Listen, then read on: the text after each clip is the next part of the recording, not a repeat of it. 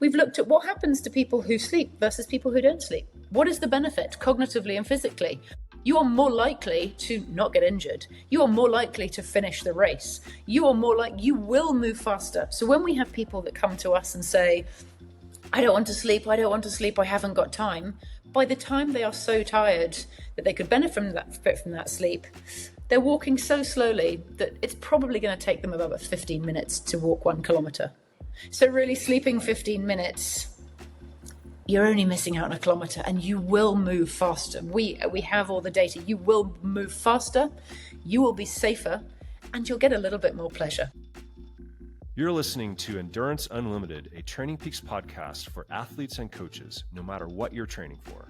Dial in those workouts with deep insights and cutting-edge science from the most prominent voices in the endurance and hybrid sports world. My guest today is Charlotte Edelsten, who is a sleep researcher and sleep coach. Charlotte's knowledge and expertise is built on over 20 years of sleep research. She completed her PhD at the University of Birmingham in the UK before moving to the French Alps. She then shifted from the clinical environment to that of the mountains, where she works with coaches, teams, and athletes of all levels. Charlotte has worked for the past 8 years at the UTMB Mont Blanc, running a research study looking at the impact of sleep deprivation on physical and cognitive performance of runners. I hope you enjoy today's show and learn a thing or two that can help you sleep and perform better. Charlotte, thanks for joining me today on the Endurance Unlimited podcast. It's a pleasure to be here. Thank you for having me. Yeah. You know, we met for the first time in 2025 in Chamonix at UTMB. You gave an amazing presentation, and I wish I'd recorded it. And as I was sitting in the audience, I was like, this needs to be a podcast. People need to hear this. So it's really refreshing how we hear a lot about sleep these days. It's a big thing. It's nothing new in terms of helping performance. But as it relates to ultra, and races that are 20 plus hours long, and that's such a growing portion of the running community, especially within TrainingPeaks. A lot of people are entering this for the first time, and they have so many questions. So let's start with before competition. We're not at the race yet. We're training, we're doing our best we can. Tell us why sleep matters to athletes. And does sleep, is it better or worse in athletes that you found versus like general public that don't train? What might differences be there? Yeah, it's interesting. Look, sleep is, as we know, there's a lot of information out there about sleep at the moment, and it's very, dare I say it, kind of a very trendy topic at the moment. But Sleep is fundamental. It's fundamental to everything else we do, and it's fundamental. It's what everything else sits upon. If we don't sleep well, we're not going to train well. We're not going to benefit from the training we do. Our training adaptations will be poorer. Our nutritional choices will be poorer. There's so much kind of foundational behavioral. There's a big foundational component to sleep that's super important. What I find, does sleep differ between athletes and non-athletes? Yeah, a little bit. And within the kind of ultra endurance community, yeah, it differs a little bit. There's been a lot of work done on sleep in athletes. We know that 50 to 78% of elite athletes will suffer with some degree of sleep disturbance. 22 to 26% will suffer with highly disturbed sleep, and 25 to 30% of professional athletes will suffer some kind of clinical sleep disorder, and 80% of those remain undiagnosed. There was an interesting study done recently sharing that 49% of Olympians described themselves as bad sleepers. So we know that sleep disturbances are quite common in athletes. And certainly within ultra-endurance athletes and certainly ultra-endurance runners, we know ultra-endurance runners display a high prevalence of poor sleep quality. 35% of ultra-endurance runners report kind of disturbed day-to-day sleep. So it's something that's kind of quite common. And certainly when we go a little bit further in ultra-endurance, and we know that these athletes, whether it's amateur or professional, are purposefully keeping themselves out of bed, it becomes the impact of that disturbed sleep becomes a little bit more compounded. Huh. What might be a common thread that affects that sleep quality that athletes are doing? Is that is that just the stress, the increased core body temperature regulation, fatigue? I mean, all of it, or and any kind of common themes you're seeing that affect the sleep, within the Yeah. athlete community? I think, look, athletes are amateur to elite are impacted by the same things that impact us on a day-to-day level. Yeah. Non-athletes, there are non-sport factors that will impact sleep: family commitments, individual characteristics, your own genetic propensity to sleep, what type of sleeper somebody is, work commitments, attitudes and beliefs, social demands. There are all sorts of kind of non-sporty factors that impact sleep. But then when we look at athletes, the things that will impact sleep will be high training load, high training intensity, volume of training, nighttime competitions. UTMB famously starts at 6 o'clock in the evening. And now so many of these races start at all times of the day. Some are starting at 4 o'clock in the morning, some are starting at 10 o'clock at night. Unfamiliar sleeping environments. We've got athletes who maybe sleep really well at home, but when they're moving hotel to hotel to hotel, or when they're traveling, that's the pinch point. Or maybe long haul travel is going to impact sleep. Maybe the night before competition. Not many people sleep super well the night before a competition or an event or a race. Maybe it's early morning training. Maybe it's athletes who they're real night owls, but they have to get up early and train. And that just doesn't fit with how they want to kind of behave and perform. So there's all sorts of things that will impact kind of their sleep quality. Yeah, and you talk about like this pressure buildup through the day, or the rhythms that you have, and what is this pressure that's building that effectively causes you to go to sleep, and what are those kind of rhythms throughout the day, and how can that be affected maybe via through training? Yeah, I mean, look, there are two fundamental mechanisms that make us sleep, if you like. One is much more known to us, which is our circadian rhythm. So we've all heard of our circadian rhythm. It's managed and it's managed by the absence and presence of light, fundamentally. And our circadian rhythm is completely independent of the amount of preceding sleep we've had. So what that means is maybe most of your audience maybe will have experienced not sleeping one night, maybe because they've been racing at night, or maybe we've been up all night for various reasons. And how do we feel at 4 o'clock in the morning? We feel pretty awful. We don't feel great. Everything's worse at 4 o'clock in the morning. But what happens when the sun comes up? I.e., what happens when we get a bit of light? We feel better. Because no matter what happens with dark and light, our bodily process and our biological functions will work. So hormones will be released at the right time, and they will be restricted at the right time. And that happens whether we slept the night before or not. So maybe, and I've definitely experienced this, I've been running all night and then I feel awful, and then the sun comes up and I feel a little bit happier, and we feel a little bit better and a little bit more positive. And that's a direct result of the presence of light will release hormones that we need to cheer us up a little bit and keep us going. But the other mechanism that's absolutely fundamental to how and when and why we sleep is a process called homeostatic sleep pressure. And all that is a very simple satisfaction and deprivation model. It means the longer we're awake, the sleepier we get. So it's completely dependent on the amount of preceding sleep we've had. So if you or I didn't sleep tonight, tomorrow we'd feel really, really, really sleepy, because we have a product in our brain, in our brain that builds, which is a product called adenosine, and it builds and builds and builds and builds until we can no longer sustain that pressure. And that's what is being manipulated when we're staying up all night for ultra endurance events. We have a build like a pressure cooker, imagine, like a pressure cooker building, and when we take a nap, we open up the pressure cooker and we release a little bit of the pressure. And doesn't caffeine affect that adenosine, or how does it affect that adenosine pressure buildup? Yes, so caffeine molecules are very talented adenosine impersonators. So if we think of caffeine as a bit of an accelerator, something that speeds us up.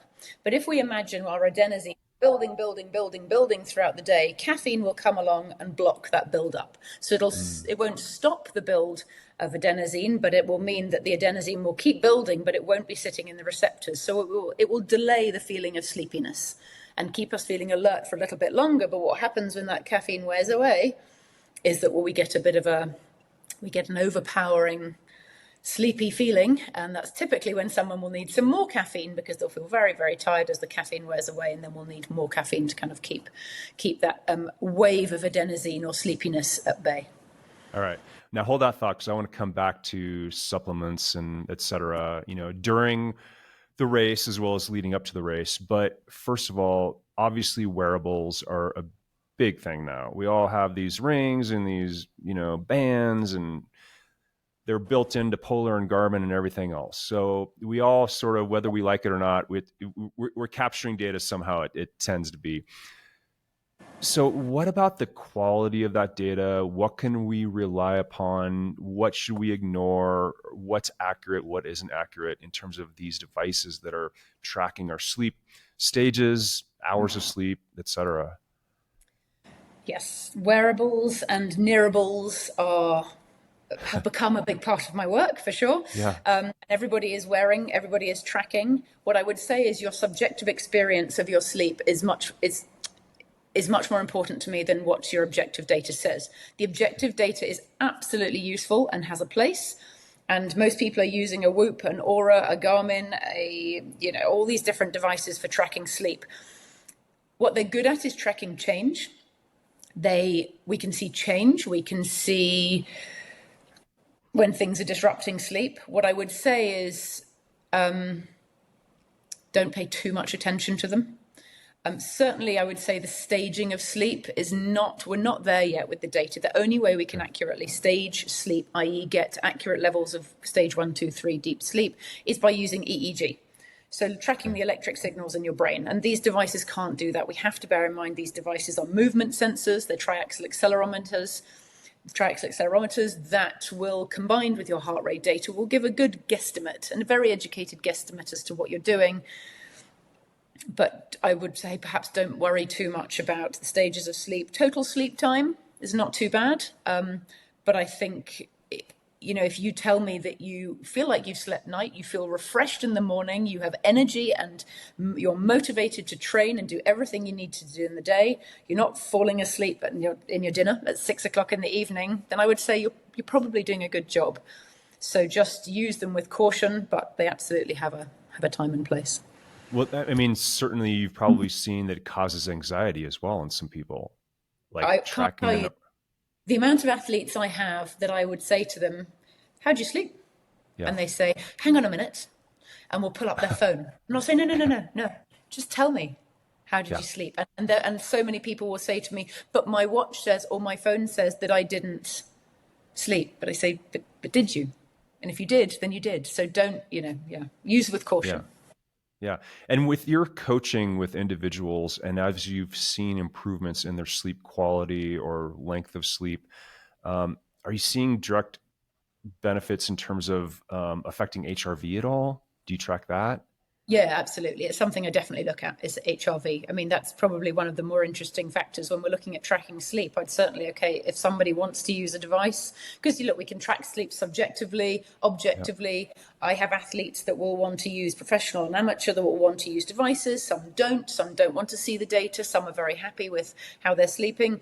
But HRV absolutely is something that I'll look at, because that does get impacted by lots of things, but it certainly will be impacted by how somebody is sleeping and how rested they feel. So it's definitely something I'll look at. We do see significant improvements if we get sleep dialed in. And I think that's a really important thing to say, is that there are a lot of athletes that will be focused on sleep, or will come, I work with athletes in different ways. I will work with athletes who come with a specific problem, or an athlete that will come and say, I am preparing for this, a specific event that is going to keep me out of bed. How do I prepare for it?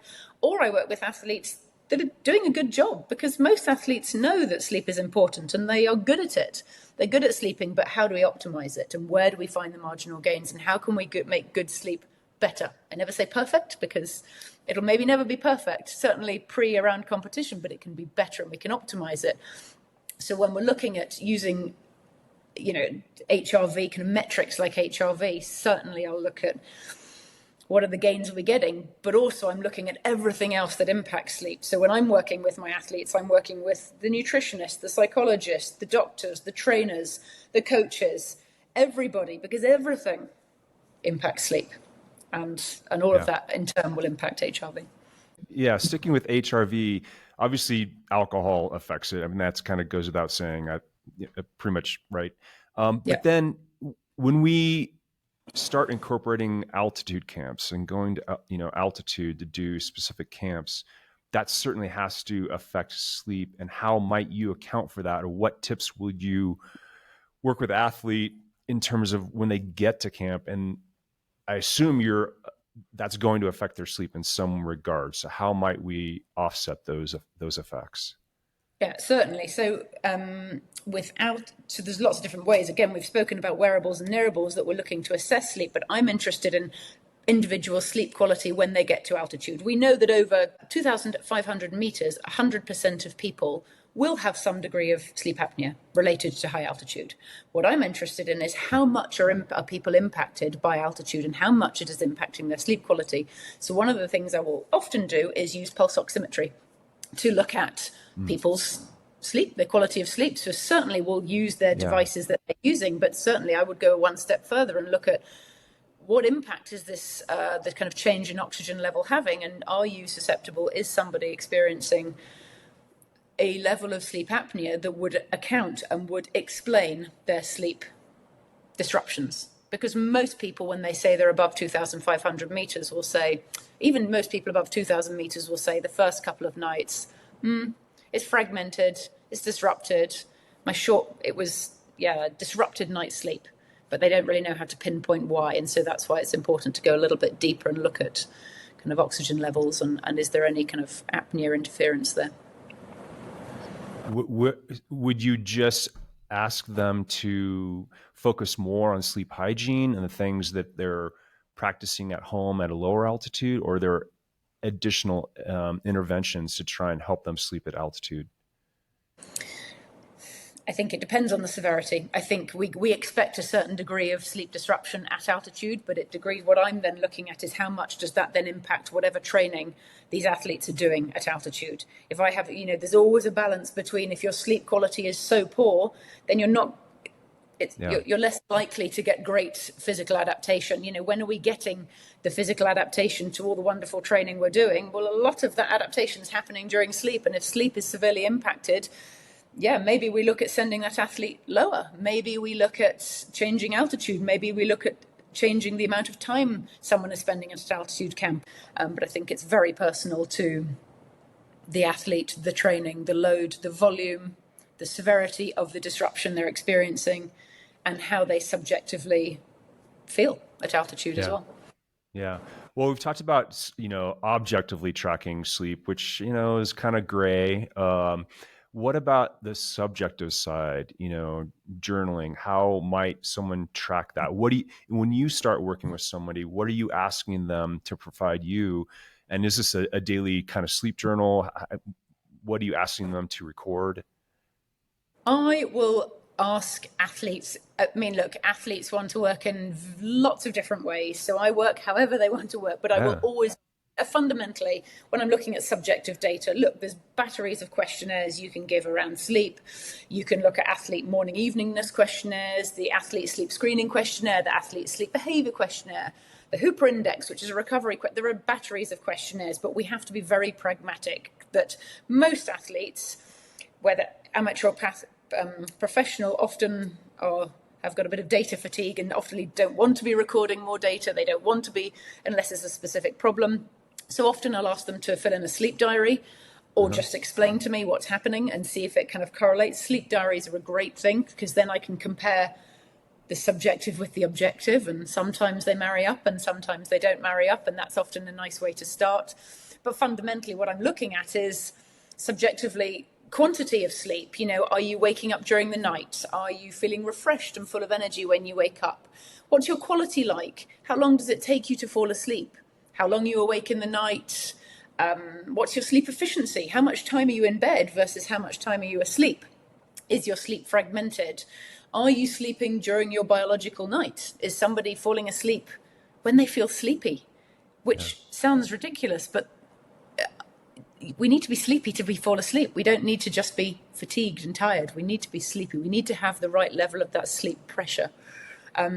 I'd be asking people about their daytime sleepiness, their mood. Mood is the biggest quick indicator as to whether somebody has had a good night's sleep. Yeah. Somebody is in a bad mood and short-tempered, you can be pretty sure they probably didn't have a good night's sleep last night, because they don't have the capacity to deal with the stresses and strains of kind of daily life. And I would always be asking about consistency. How regular is somebody with their sleep time, which is very important. Right, right. So how about hygiene, preparing for sleep? Let's start with supplements. I mean, I've heard people taking, magnesium. Is this helpful or not? For some reason, it's promoted as helping sleep. Melatonin. Can we go into some of these supplements and good, bad, ugly of these things? Yeah. I mean, look, I think the important thing to say is when people are looking at supplements, they're looking to optimize their sleep. There is no supplement on the market that will cure a problem. If somebody has a problem with their sleep, a supplement is very unlikely to fix it. And that's where we need to be very clear. A supplement is not medication. It will not kind of fix sleep, if you like. And I have a list that I now create, and every time somebody gives me another thing they're taking for sleep, I add it to my list. And there's all sorts of things that people will say. And yes, maybe there are lots of supplements that will have sedating qualities that will promote and support good sleep in people who are already sleeping pretty well. But if somebody is trying to cure a problem with a supplement, that's not going to work. And that's an important distinction. Like if somebody has an issue, supplements probably aren't going to help very much. So yes, I hear all sorts of different ones: magnesium, tryptophan, kiwis was told to me recently, valerian. Melatonin is an interesting one that people use. And I think the information around melatonin is becoming more and more available now. But what's important to state is melatonin isn't a sleeping tablet. It doesn't make you sleep. Melatonin controls the timing of sleep. So the only time I use melatonin with my athletes is for jet lag. Absolutely fantastic. We can use it for jet lag.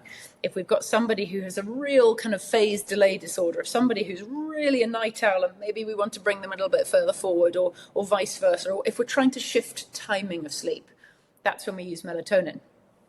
We don't use melatonin to go to sleep. It is not a sleeping tablet. The timing of melatonin is so important. We shouldn't be taking it half an hour before bed like a sleeping tablet. It doesn't work like that. And it's also not the case that more is better. It's fairly highly regulated in Europe. I know in the States it's a little bit less regulated, and you can buy all sorts of dosages of melatonin in the States. And it's not necessary. We can only synthesize, we can only metabolize, we can only use a certain amount of melatonin. So we don't really ever need more than about 0.5 of a milligram. But I know that dosages are very different around the world, but it's something to be used. Dosages is very important, timing is very important, and it's not a sleeping tablet. It's like the person that says go at the start of a race. The runners are the people who will make you go to sleep. But melatonin is the person that sets off the runners, if you like. So understanding how melatonin works is really important, and it's not a sleeping tablet. But, the placebo effect is powerful. So Yeah. Continuing on the hygiene and preparing for sleep, a lot of people read in bed. I've seen, the difference between a printed book, and reading the same book on an iPad. Is there adverse effect to the light coming from your devices? Yeah, look, there's a huge amount of information out there, and in a lot of press and journals, you will see we mustn't look at screens, we mustn't look at devices before we go to bed, and blue light is really important, and blue light impacts your melatonin production. And absolutely, there's a lot of evidence to support that it's not beneficial to look at screens. And yes, what we're looking at is absolutely going to impact us, but again, we have to be pragmatic about this. When I'm working with athletes, perhaps when they're traveling, professional athletes who are traveling, their phone or their device is the only way they have to relax. And they're in a hotel room, and it's the only way they have to communicate with friends and family abroad. And taking that away from them and being very restrictive isn't always a pragmatic, reasonable thing to do. More of my concern with devices is that they delay the opportunity for sleep.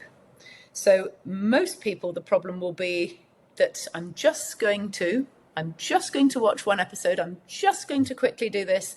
And half an hour, 45 minutes later, they're still on the device. And that to me is half an hour, 45 minutes where we've got less sleep. So I think what's more important is being able to have a bedtime and say, this is the time I put down the device, and stick to it. That's perhaps something that most people probably need to work on as well, is just because I think a lot of people will be able to stare at a phone or a device for a long time because it's a passive activity. Most people can read 2 pages of a book if they're really tired, and their eyes will close and they'll fall asleep. But 2 pages of a book probably equates to a whole episode of something on Netflix because it demands no attention, it demands no energy. Whereas reading is more active and demands a bit more concentration, which I think watching something and looking at a screen is too easy. Okay, so now moving on to, we're preparing for an ultra. We know it's going to be what UTMB is winners 22 hours. Most folks are 45 or something hours, 2 nights out. So let's start the night before the race. A lot of people are obviously nervous. There's a lot of pressure. Does anybody get a good night's sleep the night before, and how much does it affect us? The one thing that's really important to remember is that everybody's in the same boat. Everybody's in the same situation. Right. But the night before the race, not many people get a great night's sleep. Maybe it's a good night's sleep, but it's probably less than optimal. What's important is if the 2 weeks, the months leading up to that night before the race have been as good as they can be, that's going to give the headspace to be a little bit more calm about it and think, I've done what I can do. I have slept well. I am well rested. And also there's a lot of evidence to suggest that one bad night's sleep before a race isn't going to change performance. But your belief that it will might. So being a little bit relaxed about that. And I use a lot of kind of cognitive distraction techniques and CBTI and CBT kind of work to, there are relaxation techniques. There are things we can put into place. There are things we can practice for that night before the race. But fundamentally, one bad night isn't going to change the outcome of the race. Yeah, I think about cognitive load as well. Like, it may not be the night before the race, but the few days leading into the race, like, can you get rid of things you don't have to do? Obviously we can learn from the pros. The pros are not taking interviews, that week. Believe me, we try, right? And they're like, no, I am in my own world, the final days leading into the race. That cognitive load, just being with their family, lowering anything they don't have to do, they're not going to do. Yeah, absolutely. Staying away from the race salon, staying away from, the expo, staying away from that stress, keeping yourself removed from it, like being confident that the work is done, that you're well rested, and it's, absolutely. But I do a lot of work around that as well. As like, how do we better manage kind of overthinking and worry, pre-race, exactly in those environments. Like, how do we better manage the cognitive load? How do you manage your time better in the days leading up to the race? What are conducive things to do when you're out here in Chamonix or wherever you are in your races? It's difficult to avoid the hype, if you like. So it's absolutely. And there's a lot of pressure for certain races specifically. I keep using that as an example, but we mustn't forget most people have spent years trying to get here. Years qualifying for these races. So there's a lot of pressure on wanting to do the best they can do because it's taken a long time to get here. So there's that kind of additional pressure as well. Is there anything that you're helping them prepare for weeks ahead of time? Do you see training protocols? Do you see, them trying to go without sleep in certain training routines to try and help prepare them for when that time comes? What types of training protocols are you seeing around this? Yeah, absolutely. So, I'm sure we'll come on to it, but, I live in Chamonix, so you can't help but be involved with UTMB. And I've been working on the UTMB for over 10 years now.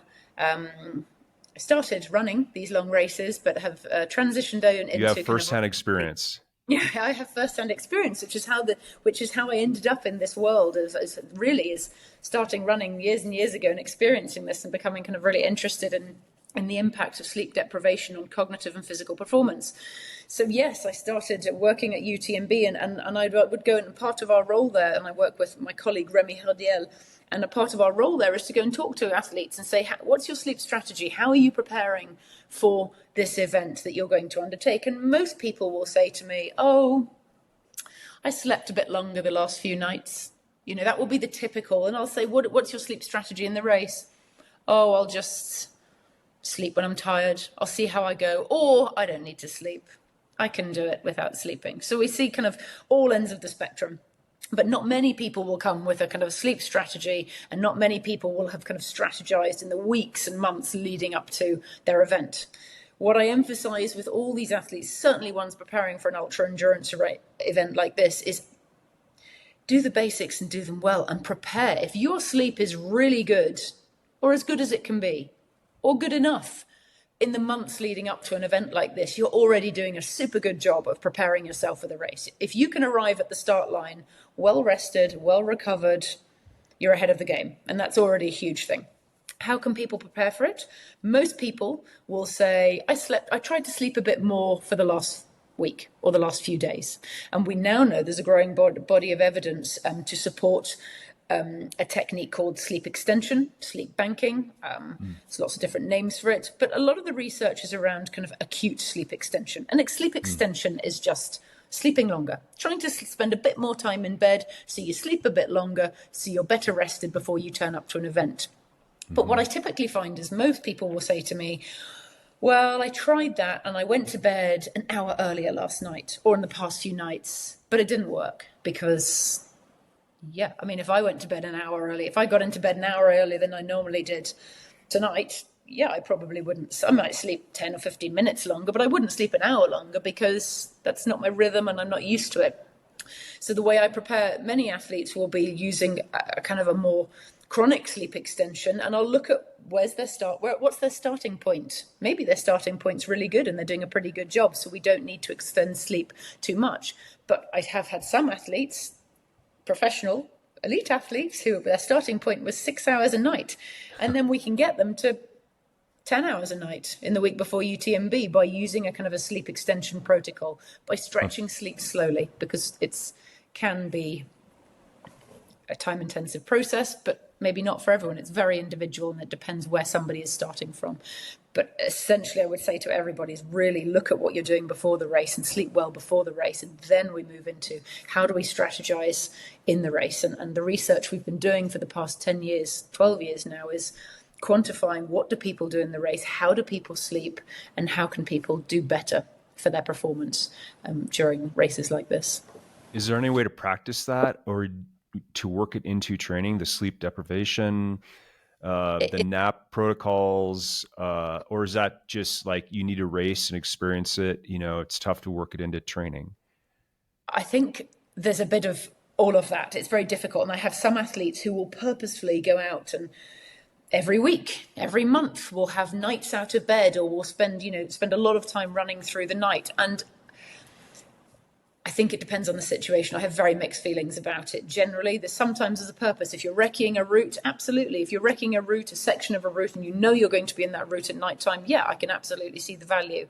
Consistently missing a night of sleep or multiple hours of sleep I don't always think it's a great idea, but it depends on the situation, absolutely. But yeah, you see people trying to practice naps, but it's super personal. Some people just don't nap. Some people love napping. I'm a terrible napper. I don't nap. So for me, it's a very difficult thing to do. But, and what you typically find when people are in races such as the UTMB, you will find that, look, at night 2 of UTMB, I'm not too worried about whether somebody's a good napper or not because they're so tired. We know they're probably going to fall asleep if they lie down. So, yeah, so it depends very much on the race, the event, the sport, as to whether I build in napping protocols. But absolutely, strategic napping is a really important part sometimes of specific sports kind of protocols and how we manage sleep. But again, it depends on what the athlete's doing at night, their load and volume. Sometimes we'll find some athletes will need to nap at certain times during their season because they're really tired from their training, even if they're sleeping well at night. And my general rule with napping is Napping is fantastic. It's a great thing to do. But what I don't want it to do is take away from your sleep at night. So if you have a big nap in the day, but then can't fall asleep at nighttime, I'd maybe say rein in the nap a little bit. And also, when I ask somebody about napping, I'm asking, what type of nap are you having? Are you having a quick 20-minute power nap? Great, absolutely brilliant. Or are you telling me you're napping for 2.5 hours in an afternoon? Then that would maybe be a bit of a red flag that perhaps sleep at nighttime isn't so good. Like if somebody needs a nap to get through the day, that's very different to just wanting a nap to feel a little bit more refreshed. So I'd be also asking, why is somebody taking a nap? How about any rules of thumb in terms of deprivation during events? So you're going to be out for 28 hours versus 48 hours. Is there, like, for every 12 hours awake, a certain number of minutes of nap? Like where might you start when you start thinking about a napping strategy? You say most people don't have one, but what questions do you ask them to pull out a nap, a strategy for them? Yeah. So first of all, we look at lots of different things. I would be looking at, again, first of all, past experience. Are you somebody that tolerates sleep deprivation well? Are you somebody that you're able to run through the night and stay awake? How long is your event going to be? Most people, and again, it depends on the event, but if we compare a CCC to a UTMB, most people don't need to sleep. 24 hours, most people can tolerate 24 hours without napping. Most people don't nap during the CCC. Maybe they'll have a quick 5 minutes rest, or they'll have a rest in the aid station, but most people don't nap. Again, if somebody wanted to nap, I would be absolutely all for it. But when we look at a 24-hour period versus a 48-hour period, we're looking at two very different things. So I'd look at propensity. How does somebody sleep? How well prepared are they going to be? What is the profile look like? We'd look at checkpoints. We look at, where do you think you're going to be at what point during the race? Where is your opportunity to sleep? Like sleep is not something we do. It's not on and off. We don't sleep or not sleep. Sleep is something that happens when the opportunity allows for it. So I will work very closely to look at, okay, what's the profile? Where are you going to be at nighttime? Where do we think you can sleep? And fundamentally, in day-to-day life, but certainly in races like UTMB and these really long ultra endurance events, we need 4 things to be able to sleep. We need to be comfortable. We need the environment to be correct, or as good as it can be. We need to be able to kind of mentally let go a little bit. And we need to be sleepy. So if I'm planning somebody's sleep strategy, first of all, I want to know that they're going to be sleepy. So we need to know how long they're going to be up for. I need to know that their environment's going to be good. If somebody says, should I sleep at 12 midday on a pile of rocks, I would say probably not, because it's not going to be comfortable. Your environment isn't good, i.e. it's not dark. And you're probably not sleepy because the sun is up and you've got this presence of light that is going to keep you a little bit more awake. So we'd start looking at, okay, how can we optimize your possibility for sleep? Let's try and sleep at night. Let's try and sleep where it's going to be dark. We know through all of our research that sleepiness, so that feeling of sleepiness, comes to us at most between, fairly obviously, I suppose, between kind of 2 and 5 o'clock in the morning. So if we know that you're going to be hitting a checkpoint that has beds between 2 and 5 o'clock in the morning, that's probably going to be a good moment to think about sleeping. Think about your environment. I want my athletes to have earplugs and eye masks, even if it's just a buff on their eyes. Right. Don't try and sleep in an aid station with booming music, with no eye mask, no earplugs, people kind of clattering around behind you. That's not optimizing your environment for sleep. Make sure you're warm. Make sure you've changed your clothes before you lay down. Make sure you've eaten, you've put dry, clean clothes on, you've got your earplugs, you've got your eye mask. You're increasing your chances, your likelihood of sleeping if you do those things. If it's at 4 o'clock in the morning, you're probably going to be sleepy. And if you're stopping in a checkpoint versus trying to sleep outside on the side of a path, you're probably going to be more comfortable. So when we start to kind of educate people about just putting a little bit of thought into these things, it becomes a little bit easier for people to fall asleep. Certainly. How about, I mean, we've talked about, okay, this is important, but like, why? Like, if I take the 15-minute nap, am I going to make that up? Like, is it because of my mind, my body? What's what's the advantage to it? Yeah, exactly. And so that's what we've been seeing. So our research started looking at kind of quantifying what do people do in these races. But over the past 5-6 years, we've really changed our protocol to really examine what is the benefit of sleeping. So over the past years, we've looked at what happens to people who sleep versus people who don't sleep. What is the benefit cognitively and physically? Yeah.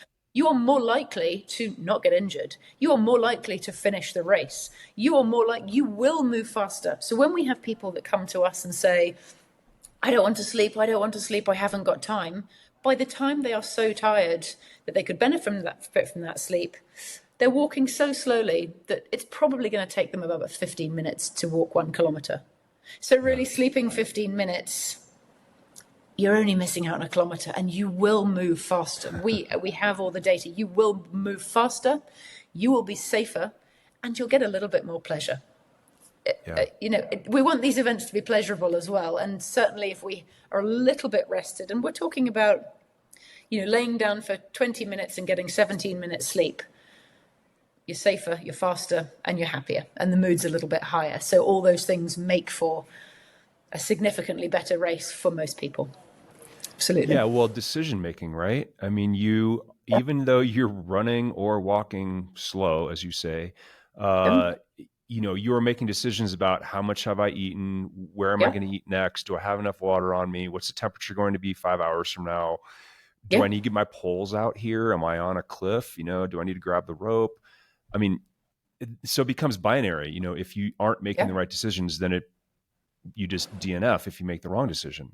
Absolutely. And that's what, again, was something we look at is vigilance. So we use a psychomotor vigilance test where we're looking at reaction times.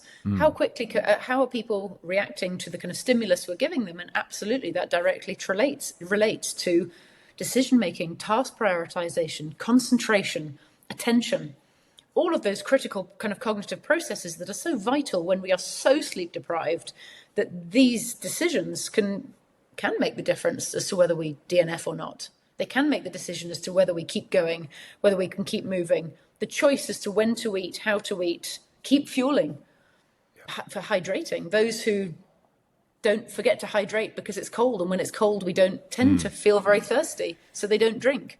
Yeah. And then you don't choose to put your clothes on at the right time. We don't think, I'm at the bottom of the climb. It's snowing. I know it's snowing at the top.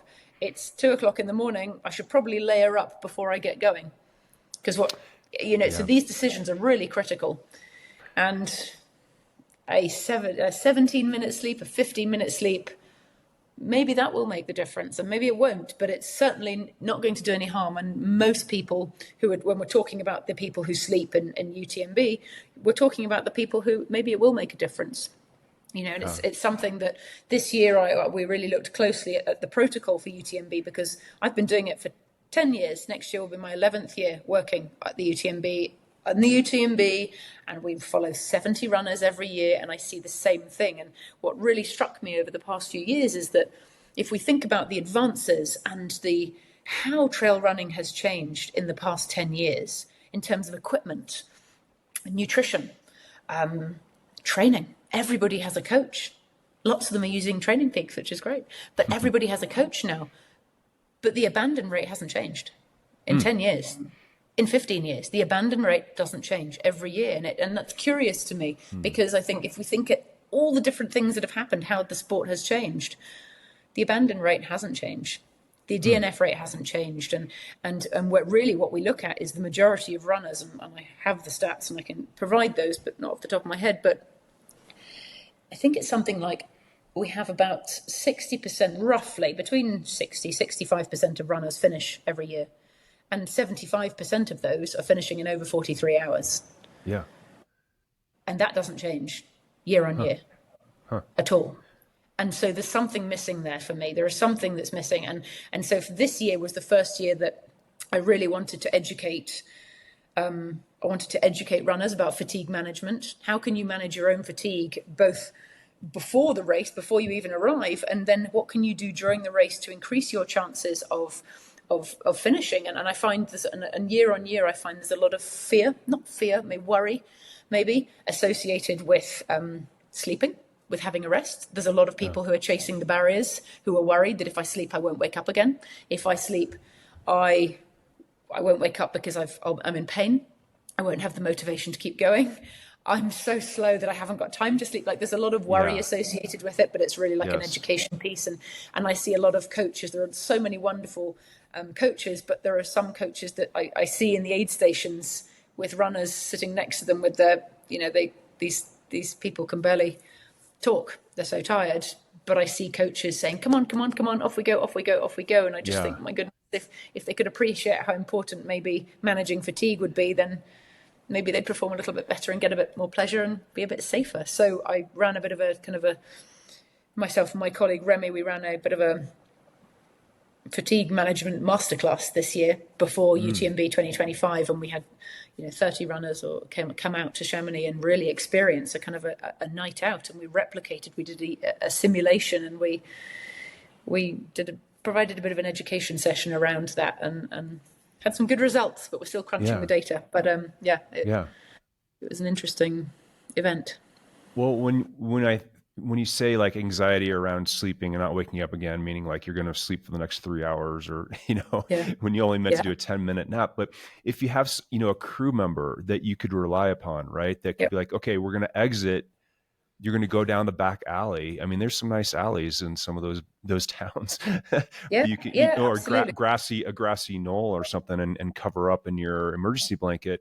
But yet, you have somebody there next to you, right? That could exactly. And again, that comes into the kind of planning part of it. Okay, I know I'm going to be in Trient or Champex in the middle of the second night. I know my crew member can be there. I know there are beds there. I know it'll be warm. I know it'll be dry. A bit of planning goes a long way. And yes, having a crew member sitting next to you and ready to wake you up, or just getting used to and being diligent about setting your alarm clock before you go to sleep, set your Garmin to vibrate and wake you up. But there's a lot of worry about, what if I don't wake up? What if I don't hear it?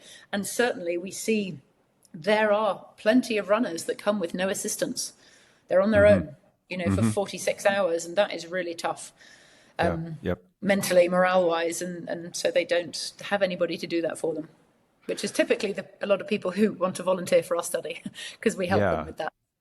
What about on the opposite end? I mean, taking caffeine to stay awake, and the downfalls of that, the tips, cautionary guidance. Yep. I mean, caffeine strategy is a big part of what I do with elites and amateurs. And first of all, look, we take caffeine for two reasons. We take caffeine for performance, and we take caffeine to stay awake. And we take it at different times for different reasons. So at night, we're taking it for alertness, fundamentally. And in the daytime, we're probably taking it for performance. Most people will be taking it for alertness, to keep themselves awake at night. I spend a lot of time working with athletes looking at what is your caffeine strategy? When are you going to take it? How are you going to take it? Are you going to take it systematically or symptomatically? I.e., are you going to plan when and how you want to take it in your doses, or are you going to just take it when you feel like you need it? I will look at caffeine in the lead up to an event. How much is somebody taking day to day? So often determines how much they need to take. Are they using caffeine when they're training? How are they taking it? Are they taking it in a tablet, in chewing gum, in a strip, in a bar, in a gel, in their drink? There are so many different ways to kind of use caffeine now. I certainly will look at the profile of the race and look at when does somebody feel like they want to take it. Historically, when have they felt they've needed to take it? Does somebody really struggle with sleepiness at night? So how will we use it? Will we take it before a climb, after a climb?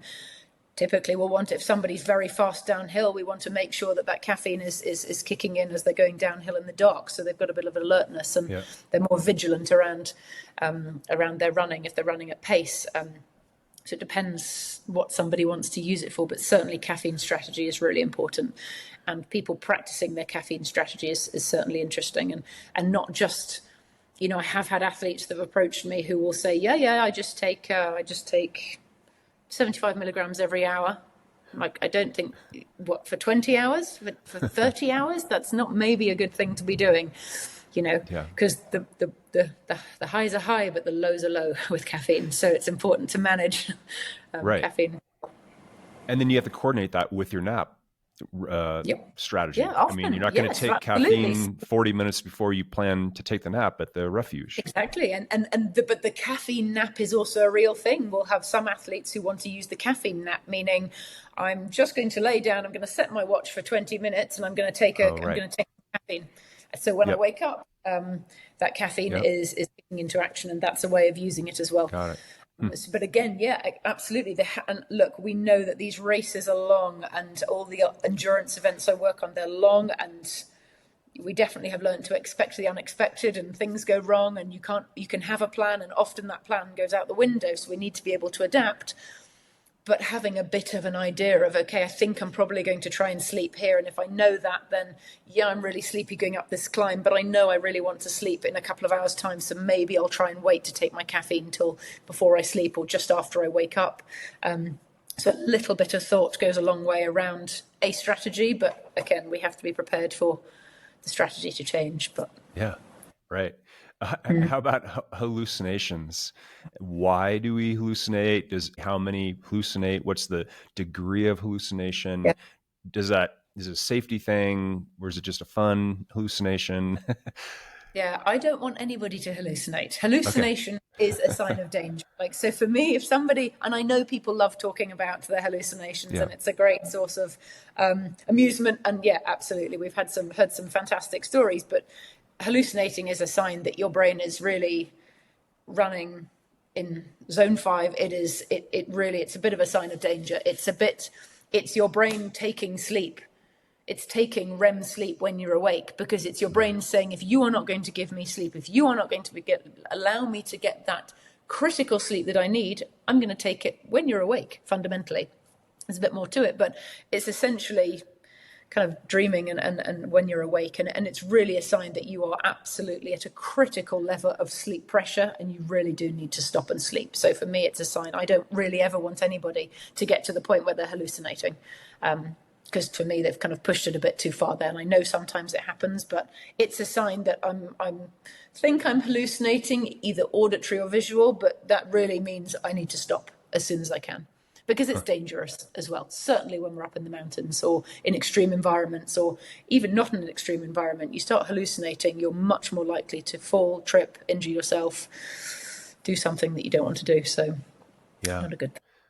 Well, a lot of coaches are listening. What are resources that coaches could seek out to find out more around this topic through yourself or others? How do you advise coaches to learn, get more educated? Yeah, it's a tricky thing. There aren't a huge amount of research. Certainly I can share our research so far, what we've done, and certainly that's all been based on ultra cycling. So Race Across France, we conduct our research at Race Across France every year. So that's 2,500 kilometers of cycling. That's a big, in 10 days.